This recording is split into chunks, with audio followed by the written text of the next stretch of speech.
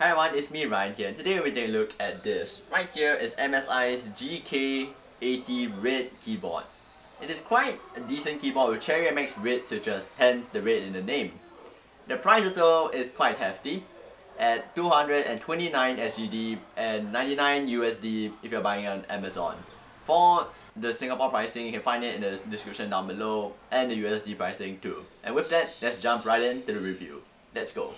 So, for specifications, it has a full RGB illumination, 16.77 million colors, up to 1000 Hz polling rate for faster response times via software or via the keyboard shortcut, and N key rollover in gaming mode, with 6 key rollover in standard mode. There's individual keys illumination, so you can have quite fancy modes. Now, for the things that you do get with this keyboard, you get a wrist rest, expandable keycaps, 12 double injection material keycaps, these are spares, 4 double material metal keycaps for WASD, and a key puller, all in one neat package. Okay, for functions, there are some specific functions that you get specific for MSI ecosystems and non-ecosystems, which means whether you have other MSI peripherals to work together with. For the ecosystem specific features, there are like hotkeys to toggle performance modes for your MSI GPU and motherboard.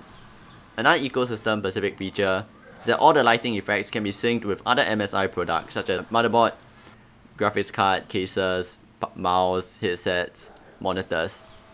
There's also a USB pass-through feature that's extremely useful if let's say you want to connect a thumb drive to your computer and you don't need to reach up for that. Usability, I've been using it for a week now, and I really come to love with this, with its firm key switches and additional resistance while typing compared to my previous keyboard, which was using membrane key switches. Overall, the reds are the quieter switches out of the Cherry MX lineup, such as blue switches, and do not offer the clicky sounds and the tactile bump that Cherry MX Blues does, which I personally prefer. Being a full-size keyboard, there's a full number pad at the right, which is extremely useful when doing calculations. Being a gaming keyboard too, there are a lot of shortcuts to change lighting effects and toggle MSI product specific features, which I previously said. Build quality is decent with brushed metal below the keycaps that is cool to the touch. Media keys are firm and do not have any side-to-side play. Feet of the keyboard are sturdy, and the movable wrist rest is made of solid metal with rubber padding where your wrist come into contact with the wrist rest. It's also really easy to clean as there isn't really like a cavern area unlike membrane keyboards, so that's all you need to do is just take an air duster to it and everything will come flying out. The RGB on this keyboard is quite bright. You can clearly see it no matter night or day as the lights are really bright and it shines through the keycaps. It also has some fancy ambient lighting at the side of the keyboard, which though have limited controllability. You can control the lighting on the keyboard by pressing the MSI button, which is the F and N button, and selecting the micros, or you can do so also via MSI Dragon Center, which can link together with other MSI products in your lineup or in your system. There are also lighting modes to highlight the hotkeys for certain games such as CSGO. The wrist rest is decent, with a clever channel for you to store your additional keycaps inside the wrist rest if you fear losing them. The removable wrist rest allows you to rest your hands on 4 different positions, whether you want to raise the keyboard or not, or have the wrist rest or not. These adjustments are up for your own personal preference. Now for the things I like to see them improve on.